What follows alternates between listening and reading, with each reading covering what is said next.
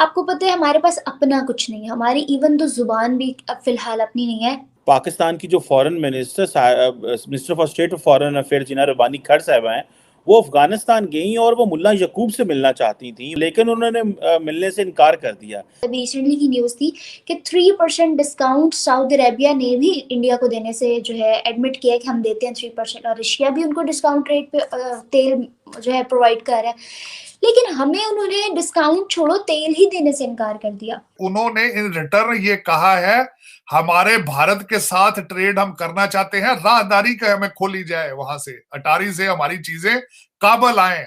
Saudi Arabia India को oil दे रहा है। आपको पता है we are Muslim country, Saudi Arabia भी मुस्लिम कंट्री है, यूएई मुस्लिम कंट्री होने के बावजूद, सऊदी यूएई मुस्लिम कंट्री होने के बावजूद हमें वो डिस्काउंट पे ऑयल नहीं देते और इंडिया को डिस्काउंट पे ऑयल देते हैं। कुछ और नहीं मिल रहा, लंडा बाजारों का रुख नहीं हो सकता, हाथ गर्म नहीं हो सकते, जिस्म को गर्म नहीं किया जा सकता। एक 20-25 रुपए का अंडा था आमिर साहब, वो 150 में मिलेगा या वो भी नहीं मिलेगा? हालात जो हैं वो इतने बुरे हो चुके हैं कि ना आपको कोई डॉलर दे रहा है, मतलब सऊदी अरब आपको कब तक आपको दे, सवाल ये है। चाइना आपको कब तक दे? हम तो बैठे निकम्मे नलायक लोग, हम तो आपस में जो मुल्क की हमने हालत कर दी है। ट्रू, मतलब उसके बाद चाइनीज भी हंसते होंगे हम पे, सऊदीज भी हंसते होंगे। शायद वो मुसलमान ही नहीं होंगे, शायद उनके अंदर जो है ह्यूमैनिटी नहीं है कि वो अपनी मुस्लिम बहन भाइयों का ख्याल नहीं कर रहे और एक नॉन मुस्लिम कंट्री का ख्याल कर रहे हैं। आज ये भी दुआ करें कि कोई इनको कर्जा ना दे, आप ये भी दुआ करें कि आए मिल के दुआ करें इनको और कर्जे ना मिले बाहर से, ये जहां जाएं जूते खाकर वापस आए। इंडिया ने ह्यूमैनिटी निभाई फलस्तीन के इशू में। भारत के वजीर आजम पीएम मोदी की तरफ से ये कहा गया कि पैलेस्टीनियन कॉज को हम उसके साथ पूरे तरीके से खड़े हैं। उन्होंने फलस्तीन को 100% सपोर्ट करने का कहा, जबकि इसराइल के साथ उनके दूसरी जानिब ताल्लुकात अच्छे हैं, उन ताल्लुकात का भी ख्याल नहीं किया उन्होंने।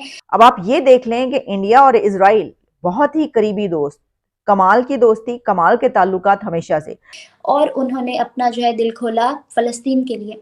हम मुस्लिम कंट्रीज हो के हमने भी तो फलस्तीन को सपोर्ट नहीं किया। मोदी साहब ने एक बड़ी बहुत मुस्बत स्टेटमेंट दी है, उन्होंने कहा है कि हम उन मुल्कों की भी आवाज बनने की कोशिश करेंगे जिनकी आवाज ऐवान इक़्तिदार में या यूनाइटेड नेशंस में नहीं जा सकती।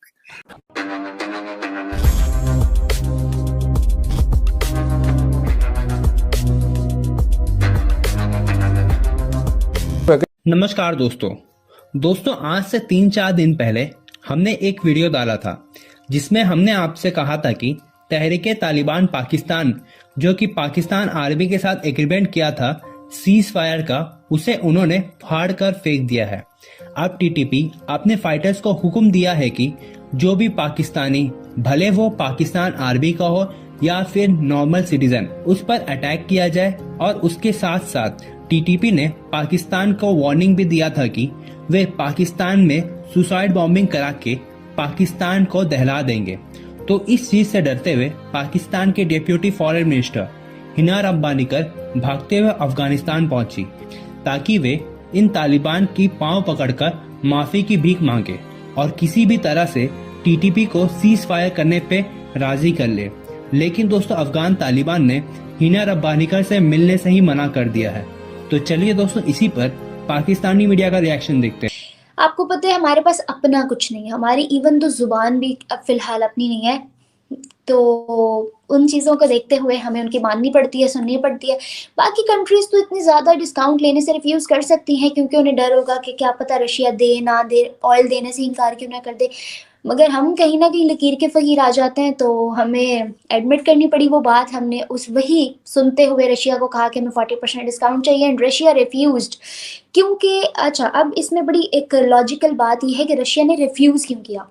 हमने तो वही यूरोपियन कंट्रीज वाली बात, स्टेटमेंट पे जो ऑयल कैप वाली बात थी, उसको मानते हुए हमने डिस्काउंट की डिमांड डाल दी कि हमें 40% डिस्काउंट चाहिए, जिसका मतलब ये है कि अगर रशिया 100 रुपये का फॉर एग्जांपल तेल बेच रहा है तो वो हमें चाहिए 60 रुपीज़ में, जो कि उनका लॉस है।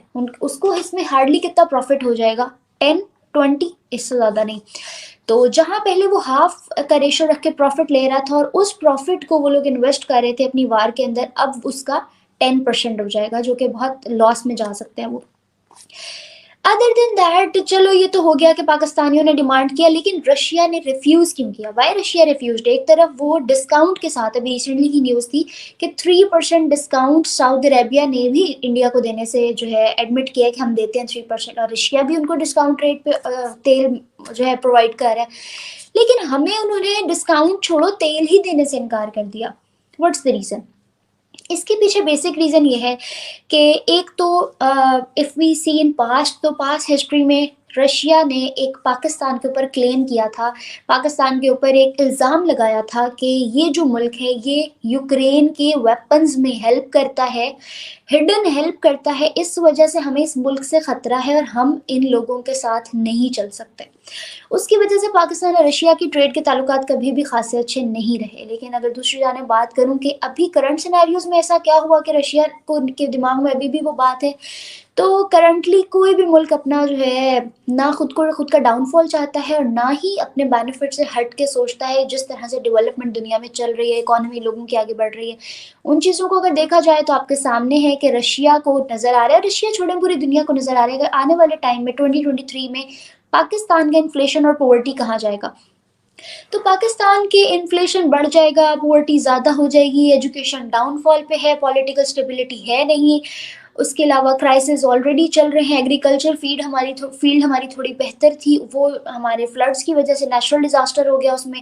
उन सारी चीज़ों को मद्देनज़र रखते हुए अगर बात करूँ तो ये चीज़ें ना सिर्फ हमें बल्कि रशिया को भी नज़र आती हैं। तो कोई भी मुल्क अगर आपको डिस्काउंट देगा तो उसको इन रिटर्न फेवर चाहिए, वो इन रिटर्न कैसी फेवर लेगा हमसे?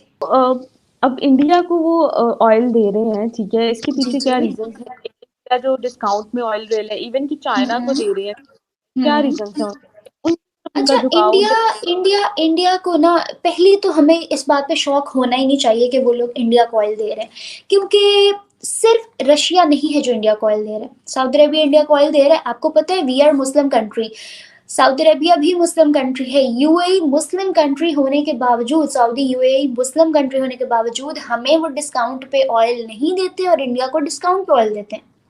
अब इसके पीछे बड़ी लॉजिकल रीज़न है।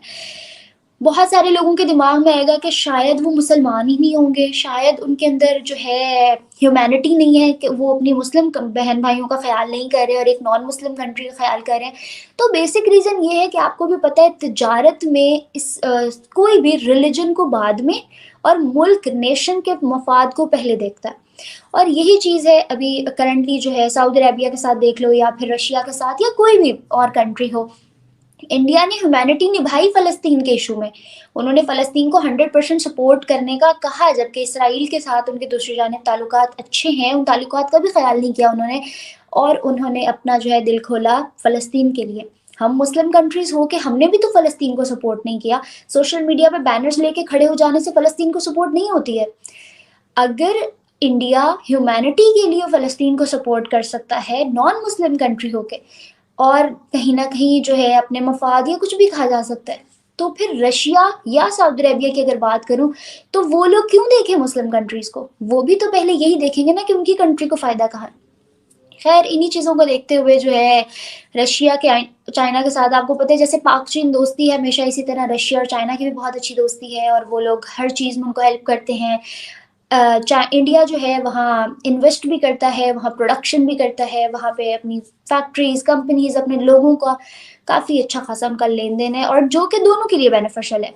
वो लोग अगर इंपोर्ट एक्सपोर्ट करते हैं ना, तो अगर वो लोग उनको ऑयल सस्ते में देते हैं तो इन रिटर्न जो है इंडिया उनकी मैन्युफैक्चरिंग सस्ते में करता है। बहुत सी प्रोडक्शन है जो इंडिया से होती है वहाँ से नहीं होती। एग्रीकल्चर उनका बहुत अच्छा है, तो यूक्रेन की वजह से उनका एग्रीकल्चर जहाँ एक तरफ डिजास्टर में है, दूसरी जानिब इंडिया का एग्रीकल्चर अच्छा है, तो वो लोग उनको वो एक्सपोर्ट कर देते हैं और उनसे ऑयल इंपोर्ट करा लेते हैं। और इसमें इंडिया भी बड़ा बिजनेस माइंड के साथ चल रहा है। इंडिया का सबसे बड़ा बेनिफिट ये है कि इंडिया उनसे लेता है डिस्काउंटेड रेट पे ऑयल रशिया से, और हमारा ही पड़ोसी मुल्क, पड़ोसी तो खैर नहीं इतना कह सकते, लेकिन हमारे ही साथ से अलग हुआ 1971 की वार में बांग्लादेश हमसे अलग हुआ, बाद में अलग हुआ इंडिया से हमसे बांग्लादेश, और आज देखें कि हमने बांग्लादेश के साथ ताल्लुकात अच्छे नहीं रखे हुए, हम उनके साथ जो है ट्रेड नहीं कर रहे, हम उनके साथ कोई इकोनॉमिकल हो या फिर कोई भी हमने ना बिजनेस पॉइंट ऑफ व्यू से ट्रेड या किसी भी तरीके से हम उनके साथ ताल्लुक अच्छा नहीं रखा हुआ। लेकिन इंडिया रशिया से ऑयल लेता है सस्ते दाम पे और वो आगे बांग्लादेश को बेचता है। आप देखो कि दरमियान में वो सिर्फ एक बिजनेस का जरिया बना हुआ है, उससे भी वो अपना फायदा निकाल रहा है हर जगह हर चीज में। They are just thinking how to provide facilities to their nation and but we are actually thinking हमारे यहाँ स्टेबिलिटी ही नहीं हो रही है। हमारे यहाँ जो है ना, पहले फिर भी कोई कंपनी कोई आके इन्वेस्ट कर जाता था, कोई मैन्युफैक्चरिंग कोई प्रोडक्शन कुछ हो जाती थी, अब आपके सामने है कि वो चीजें भी बंद हो गई हैं। पाकिस्तान की जो foreign minister for state of foreign affair Hina Rabbani Khar साहिबा हैं, वो अफगानिस्तान गई और वो मुल्ला यकूब से मिलना चाहती थी। मुल्ला यकूब उनके डिफेंस मिनिस्टर हैं और जो टीटीपी पे कंट्रोल उनका था और टीटीपी के साथ टॉक्स करवाने में भी उनका बड़ा रोल था, लेकिन उन्होंने मिलने से इनकार कर दिया।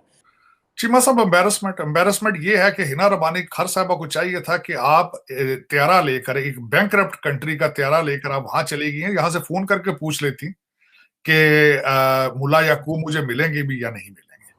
वहां जाके पता काबल में करना कि वो मुझसे नहीं मिलना चाहते, एम्बेरसमेंट, ज्यादती। एक ऐसा कंट्री जिसके के पास रिजर्व नहीं है, बहुत हालात खराब हैं, और ये अपने जहाजों को और हेलीकॉप्टर्स को इस तरह लेकर घूमते हैं जिस तरह ऊबर लेकर फिरते हैं। ये ज्यादती की है, इनको चाहिए था यहीं से पूछ के जाते। दूसरी ज्यादती ये की गई, आप कह रहे हैं टीटीपी, ये टीटीपी ने अपना जो है वो सीज फायर जो थी उसको उन्होंने खत्म कर दिया है। लेकिन यहाँ पे मैं ये बताना चाहूंगा, उस सीज फायर के दौरान भी 300 से ज्यादा अफराद उन्होंने मारे यहाँ पे। ये कैसा सीज फायर था ये? तो आप कह रहे थे कि हमारे रिलेशनशिप हमारे ना होने के बराबर, आपके रिलेशनशिप ना होने के बराबर नहीं है, नेगेटिव है, दुश्मनी है इस वक्त। आप इस वक्त हालते जंग में हैं उनके साथ। और दूसरा, उन्होंने उसका सबूत उन्होंने प्रूव भी कर दिया। क्वेटे के अंदर उन्होंने सुसाइड अटैक किया है, जहां आपका एक सिपाही जो है, जो कि पोलियो की ड्यूटी पर जा रहे थे, वो एक शहीद भी हो चुका है। और एक और बात ये कहना चाहूंगा कि उन्होंने इन रिटर्न ये कहा है, हमारे भारत के साथ ट्रेड हम करना चाहते हैं, राहदारी का हमें खोली जाए, वहां से अटारी से हमारी चीजें काबल आए। उन्होंने ये कहा है। और उसकी हकीकत मैं ये बताना चाहूंगा कि आपने पहले भी उनकी राहदारी उनको नहीं देते, तो भारत क्योंकि वहां पे गुडविल प्रोजेक्ट करता है, वो पहले चाबहार के जरिए, ईरान के जरिए कर रहे हैं ऐसी चीजें। वो उनकी असेंबली बनाते हैं, उनकी हॉस्पिटल वहां बनाते हैं, सड़कें बनाते हैं, ब्रिजेस बनाते हैं, गुडविल करते हैं। आप बेचते हैं, आप अफगानिस्तान बेचते रहे हैं, पैसे बनाते हैं। अब रिसेंटली शहबाज शरीफ साहब ने जब स्टेटमेंट दी कि अफगानिस्तान के पैसे जो हैं वो अमेरिका को चाहिए रिलीज करें, दे रिटेलिएटेड। उन्होंने कहा कि हमारे पैसे ना मांगा करो उनसे। अब उसके पीछे क्या सीक्रेट है? सीक्रेट ये है कि अफगानिस्तान का अपना कोई बैंकिंग सिस्टम नहीं है, और पाकिस्तान का उसमें लालच इनको नजर आता है कि वो डॉलर आएंगे यहाँ पे और हम उनको सीधे लंदन भेज देंगे। अब वो आपसे जान छुड़ाते हैं, बल्कि ठुड्डे मार रहे हैं आपको। पाकिस्तान को, भारत को आज कांग्रेचुलेट करना चाहिए।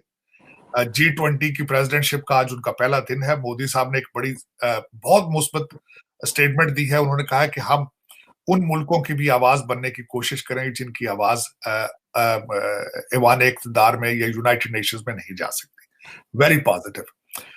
मैं समझता हूं, मैं आज सुबह एक डिस्कशन में बैठा था तो किसी ने कहा कि पाकिस्तान को मुबारक देने का क्या फायदा है। मैंने कहा पाकिस्तान को ना मुबारक ना देने का क्या फायदा है। अगर पाकिस्तान मुबारक दे तो हो सकता है कि वो आपको कुछ प्रोजेक्ट्स में इंक्लूड कर ले। अगर आप नहीं देते तो उसका क्या फायदा है? ये मैटर ऑफ है कि half glass full half glass empty. ये ओरिजिनली इस चीज को सीखना पड़ेगा अगर if you are moving forward.